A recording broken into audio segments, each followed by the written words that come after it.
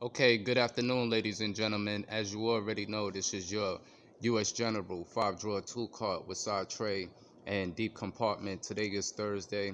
Okay, as you can see, we just now making it over to the storage unit. I just came by to finish up quite a few things real quick, but I'm gonna rewind in this video today for a couple of viewers and for some individuals out there who either have a US General 5-drawer tool cart or a service cart of the same type construction and same type design, where that at the top of the tool chest you have side compartments that store either your screwdrivers, or you can fit long extensions. Some individuals choose to use the areas to store some of their ratchets, just as well as their pry bars. But in some cases, in some instances, there are individuals out there who have long extended pry bars that they cannot store within their side compartments in order to close the lid properly. So I'm going to give you a solution to that. In my most earliest videos, I did demonstrate, how I applied the solution to this particular cart, because when I first purchased this cart, just as well as a 4-drawer US General tool cart, I did apply this solution in the previous videos. I never demonstrated or showed how I actually did it with the 4-drawer, but I did go out my way to shoot some footage to show how it was applied to the 5-drawer tool cart. Okay, so I'm just going to give you a little quick look at that, so that if the information can help someone out there, for their specifications and desired means of how they would like things to work for them. Okay, I'm just going to throw the information out there for you. All right. But as I always state, as usual, I always keep my signature lingering somewhere in the background. My Dunkin' Donuts coffee. You already know. Okay. So pretty much, that's the topic that we're going to dive in today. So give me a second. Going to get some things out. We're going to dive right into it. So walk with me. Let's get it. Okay, first and foremost, as you can see, underneath the handle towards the right hand side of the cart, I now actually have the Husky magnetic cordless tool organizer, okay, connected to the side of the cart. Now, towards this side of the cart is where you would normally gain access to the underneath compartment, okay? So, at this prior moment, in order for me to access that side, I would actually have to disassemble the cordless magnetic tool holder, just as well as you can see that I actually have the side tray connected to this side, and it would be actually the same thing for that side, okay? So like I did point out in a particular video, as you can see, the three that are to this corner with the strike and steel caps are pry bars that in the beginning they actually did not fit. Okay, the handles are very beefy and the handles are extremely long. As you can see here, I have a Milwaukee demo driver, and as you can see, that extends and exceeds the length, okay, of what you are taking a look at here. But the only reason why is because there's a grommet that's placed underneath this particular one, okay? But it's still not giving me any issues with being able to close the top lid, all right? Because in these side compartments, I do have grommets, okay, that actually have this side standing up, just as well as I have grommets on this side, but I don't have as many, okay, installed on this side as I have on that side, all right? In order for me to bore the holes out to the proper measurement that I needed to get, okay, when it came to being able to store these pry bars, was a number 12 Milwaukee step bit, okay? Now you have all sorts of different step bits out there, right? But this is the thing, and I'm going to save you some time and some money and some energy.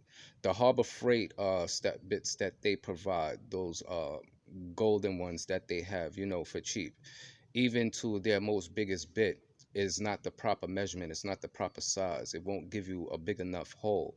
Even the Irwin sets don't provide this particular size. Now, don't get me wrong, this bit right here is a very expensive bit. I'm not gonna lie. This bit, I think, roughly around when I did get it, I think I purchased this particular bit for roughly about $50. Okay, but this bit wasn't purchased for just the means of this cart. I do use this bit quite a lot in a lot of different other applications. So it, behind the $50 being spent behind it, okay, this bit has benefited me in many other different applications, a variety of applications, as I can so say. Okay, I think in a live stream, I actually won a bit that you can see right here, which is also a Milwaukee step bit.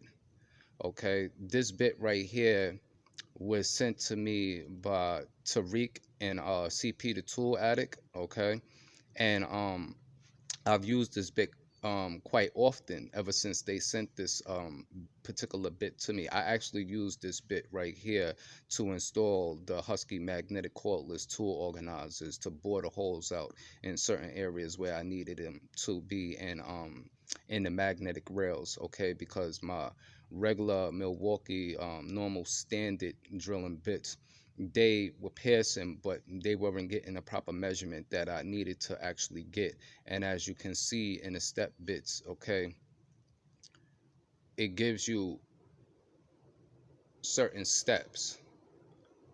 Okay, I don't know if the camera is focusing in very well to show you the measurements, but basically you'll get the idea and understand what I'm saying. And these bits are very, very, very good bits. Okay, I really enjoy using these right here. But these bits were the solution to me being able to fit these pry bars. So like I was stating, that the Milwaukee pry bars are very beefy at its handle and they're very, very long. I'm gonna get out another Milwaukee pry bar, okay, and then I'm gonna take something out from the side to just give you, a slight idea of what I'm explaining. Okay, so just give me a second. Okay, now as you can see at the top chest, all right, I have one of my Milwaukee pry bars out, all right, and as you can see, the length on the handle, okay, and it is very beefy, even at its bottom base here. Okay, so I'm gonna show you what this basically would look like when it doesn't fit in the top compartment. All right, so just give me a second.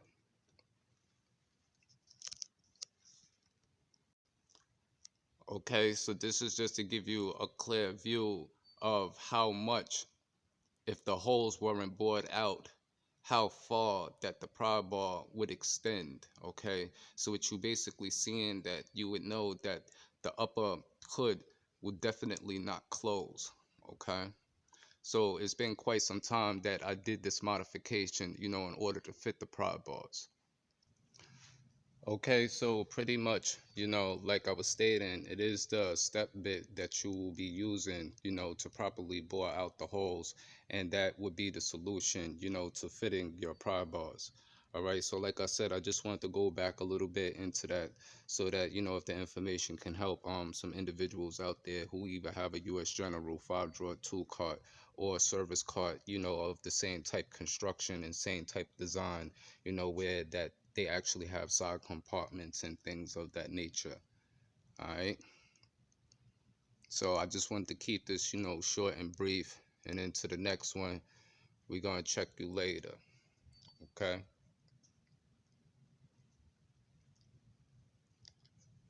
peace.